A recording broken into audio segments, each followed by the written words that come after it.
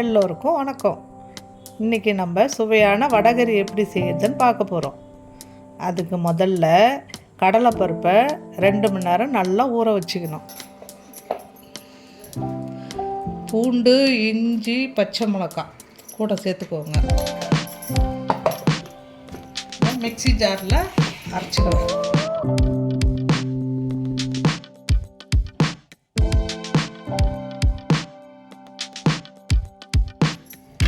கொஞ்சம் கொரப்பாக அரைச்சிக்கோங்க. அது கூட தேவையான அளவு உப்பு, கொஞ்சம் 1 ஸ்பூன் சோம்பு சேர்த்துக்கோங்க.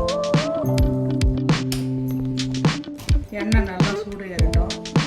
இந்த மாவில் வந்து பச்சை மிளகாய், இஞ்சி, சோம்பு, பூண்டு போட்டு உப்பு போட்டு அரைச்சி வச்சுருக்கோம். மாவை பார்த்துக்கோங்க. இது வந்து நம்ம வந்து வடை மாதிரி தட்டி போடணும்னு அவசியம் இல்லை. அப்படியே எடுத்து போட்டுக்கோங்க.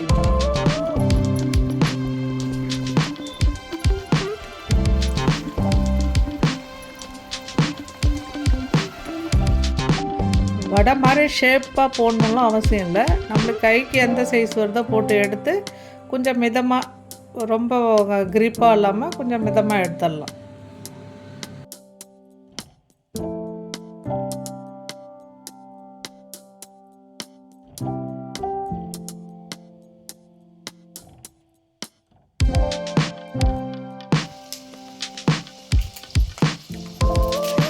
பிரிஞ்சி இலை பிச்சு போட்டுக்கோங்க.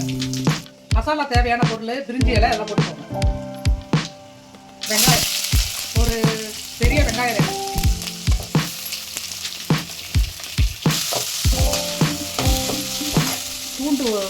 பூண்டு ஒரு 10 பல்லு, ஒரு துண்டு இஞ்சி. இது மாதிரி நசுக்கி வச்சுருக்கேன். பேஸ்ட்டாக பண்ணாமல் இது மாதிரி நசுக்கி வச்சுருக்கேன். நல்லா வாசமாக இருக்கும். இது மாதிரி போடுவோம்.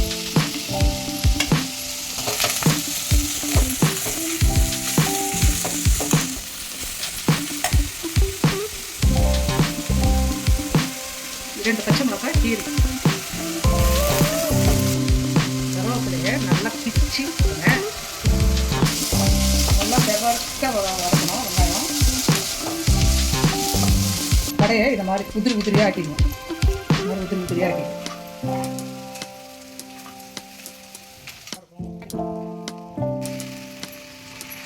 எத்தனை தக்காளி? பெரிய தக்காளி 2, சின்னதாக இருந்தால் 4. 2 ஸ்பூன் குழம்பு மிளகாய் தூள் வீட்டில் அரைச்சிடலாம். 2 ஸ்பூன் கரம் மசாலா,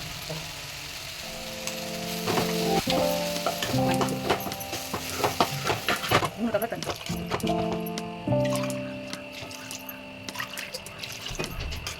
தேவையான அளவு உப்பு. நல்லா கொதிக்கணும். கொதிச்சு வரணும். இப்போ நம்ம ரெடி பண்ணி வச்சுருந்த இந்த வடகறியை இதில் போட்டோம். நல்லா கொதிச்சு வரணும். நம்ம ரெடி பண்ணி வச்சுருந்த மசாலா குழம்பு அது ரெடி பண்ணி வச்சோம் இல்லையா, அதெல்லாம் போட்டோம்.